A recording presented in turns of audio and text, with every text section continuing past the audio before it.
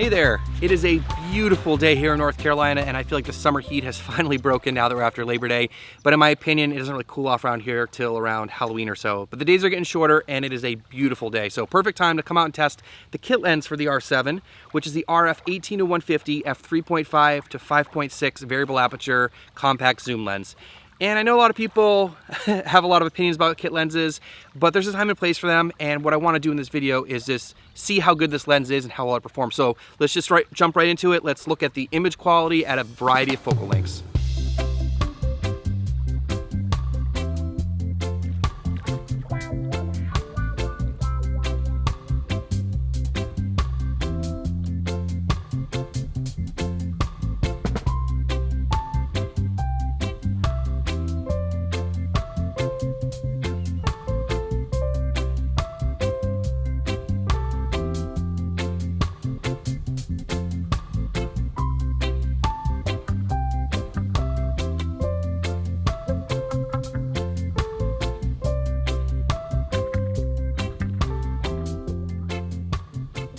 So, how did the footage look? I didn't get a chance to check it out yet because I'm still out here shooting, but I will when I get home. As I said, one of the benefits of this lens is the versatility, right? It has a huge focal range from 18 to 150. And because I'm using this on the R7, which has a 1.6 times APS-C crop, we get roughly a 29 to 240 full frame equivalent. That's a huge range, and you can use that for a lot of applications. Now, I really wish it was wider on the wide end. We got to like a 14 or 15, something like that, because this is a little bit harder to film yourself, especially if you're hand holding the camera. But on the long end, it is super versatile to have that reach. And as you know, a lot of times I'm out here hiking and, you know, testing out cameras and showing off all the cool stuff around here. And there's always a lot of really nice wildlife, especially like shorebirds. There's a lot of egrets and herons around here. And I always wish I had a longer lens. And so having this long focal range of 150 is awesome. In addition to that, we can take advantage of that 4K 60 crop that's in this camera, which is an additional 1.81 times crop on top of the 1.6, bringing that 150 on the long end out to around 430. So what I'm gonna do here is I'm gonna go see if I can shoot some birds using this kit lens. So this is all gonna be in 4K 60 crop mode.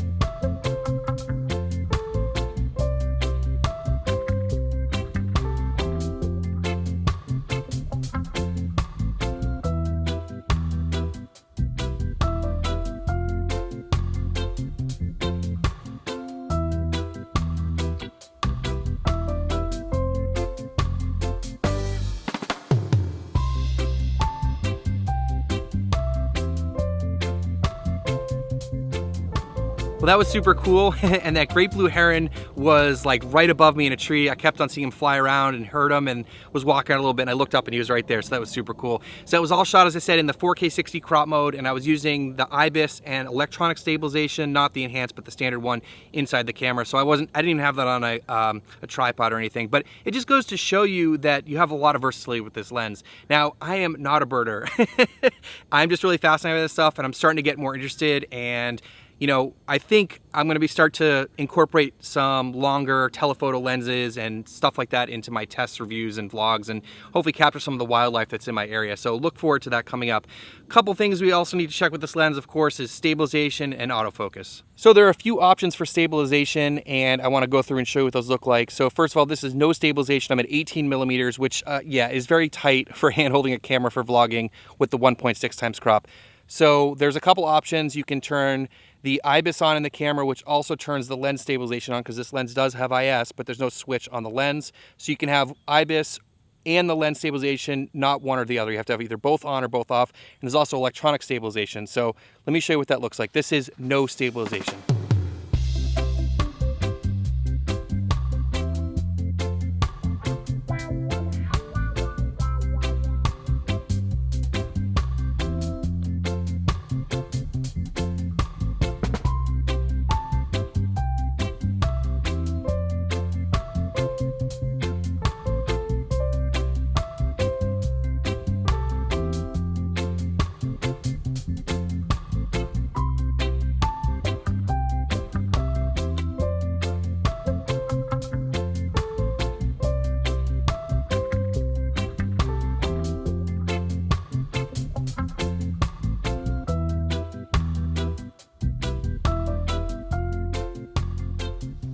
Now let's test out the autofocus, and I have human mode turned on with face and eye detect, so we're at 24 millimeters in f4.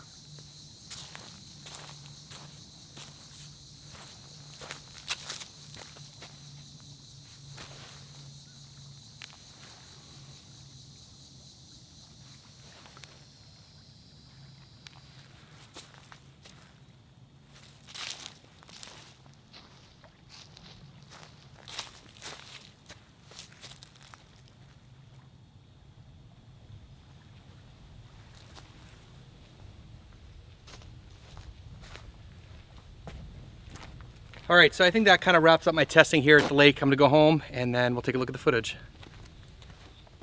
All right, so I'm back home, and before I get into the studio and talk about my thoughts and conclusions and recommendations and all that kind of stuff, I wanna check focus breathing really quickly. So to do this, I'm just gonna move the focus from near to far, and you watch the edges of the frame and see if it moves in or out.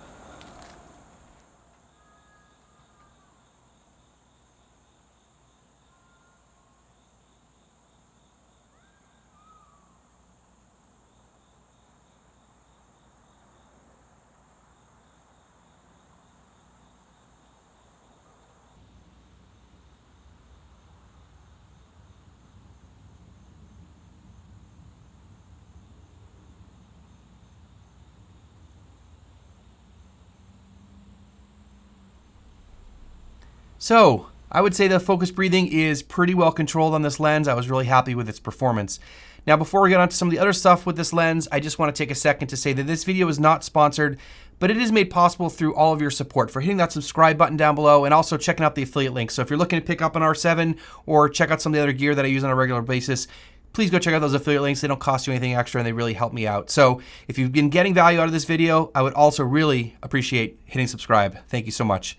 Now on to some of the other things that I was testing earlier in the video. I think the autofocus was okay. I think it was pretty good in terms of holding onto my face. It wasn't the smoothest in some of the transitions, but there are some features in the R7 that you can adjust that. I just left everything on the default there. And so for a lot of the bird stuff, I thought it tracked pretty well. It didn't always show the box. Of course, this has an animal detection in terms of autofocus in there. One thing I did notice though, when I was at 150 in the 4K 60 mode and it was, really long focal length, it would take a long time to shift focus back and forth. But again, you're really pushing that at the extreme. For most normal things, I think the autofocus worked pretty well.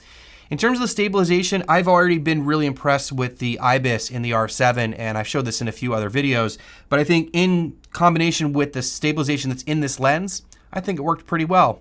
In terms of the image quality, it was great. It was, I think, better than I expected on a kit lens, and I think you all saw the images that I put out before. And so in terms of the sharpness, the colors, the contrast, I was really happy with it overall. I think it makes a really pleasing image. Is it gonna hold up to really expensive lenses like the L series lenses that you can get? No, I didn't even compare them. So, with those lenses, you'll probably get better corner sharpness, overall just a little bit sharper of an image.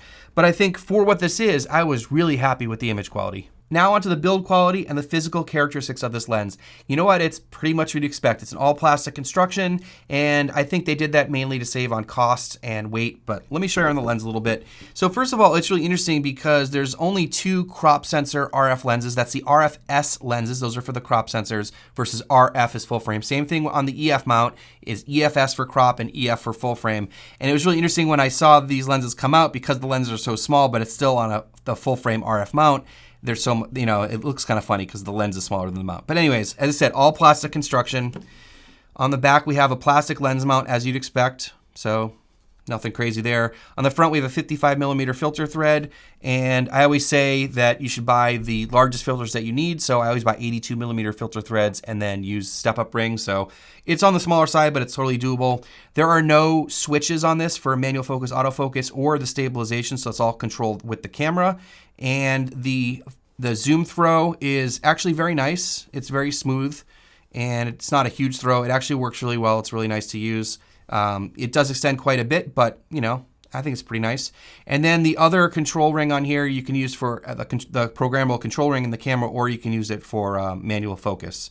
So when you put it on the camera, as I said, there are no switches for autofocus, manual focus, so they have a switch on the camera for that, for autofocus, manual focus. And then the stabilization you control in the camera, because when you turn the IBIS on and off, it also turns the lens stabilization on and off. Now on to some things I don't like about this lens.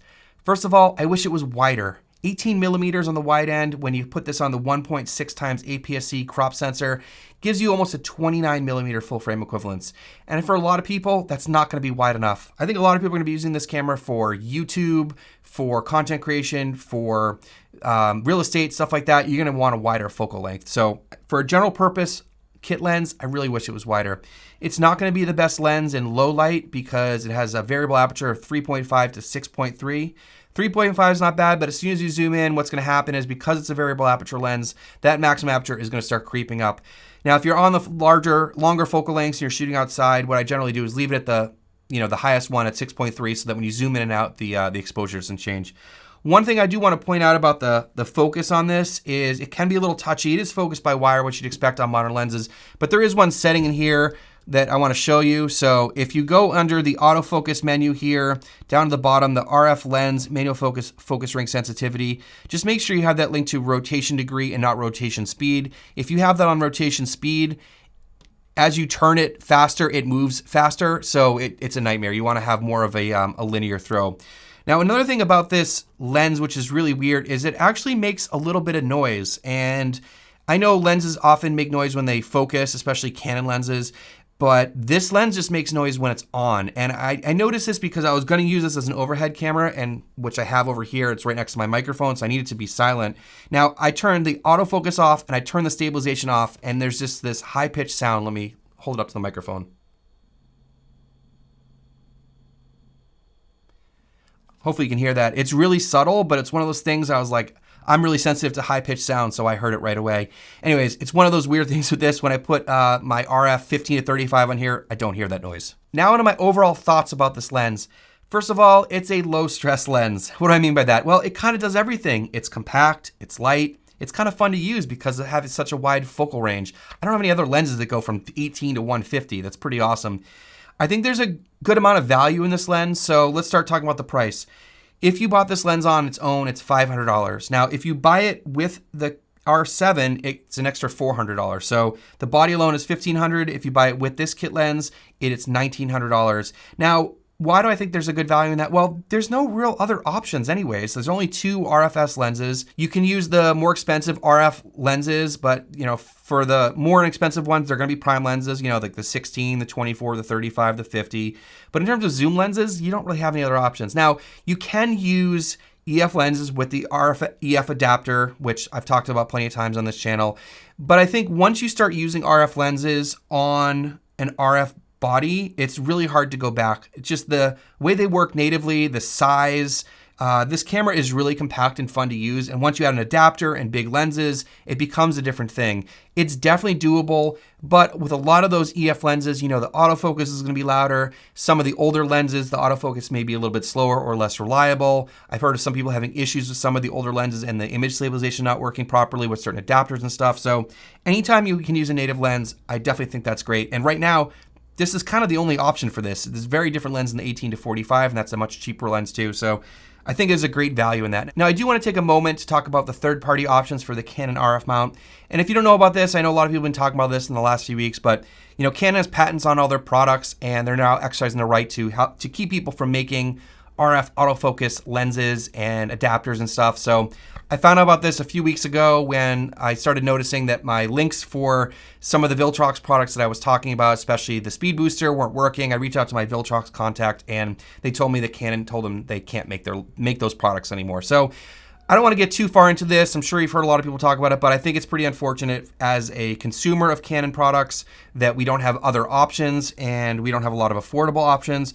Also, third-party manufacturers producing lenses for the RF mount system will increase competition and everybody sort of wins in that situation. And Canon has the right, as far as I know, because I don't know all the legal stuff, but as far as I know, they have the right to protect their patents and make as much money as they can. But I always try to think about what's best for the consumers and their customers. Anyways, because of that, we don't have any third-party autofocus lenses, and that really emphasizes my point that if you're in the RF mount system, if you have an R7 or an R10 and you want a crop sensor lens, this is a great option. Now, I haven't seen a lot of people making reviews about this lens in terms of shooting video, so I was really excited to make this review and share my experiences with all of you. As I said, I was definitely impressed with the image quality, and I kind of chalked it up to just like being a kit lens, but once I went out and started shooting with it a little bit more, I realized that the image quality is actually really good. And I'm bringing this up because I know a lot of people are frustrated that the body-only R7's been out of stock basically since the camera came out, and you're sort of forced to buy the kit lens. But for those people that are still waiting for their R7s to come, I would say just buy it with the kit lens. If you need the R7 for your work or for whatever else you have going on in your life, the kit lens is actually nice to have once in a while. It's nice to just throw on your camera. As I said, it's compact, it's light, it's kind of fun. You have a wide focal range to go out and shoot with, and you can get started with your R7. This is a fantastic camera. And if you're looking to pick up an R7, as I said, there are affiliate links down below. I'd highly appreciate you checking those out. If you're interested in learning more about the R7, I have a whole bunch of videos. You can check out this video up here, which is about 6 cool new features about the R7, or this video down here, which is a full breakdown of my menu settings. Hopefully you enjoy this. Thanks so much for watching, and we'll see you in the next one.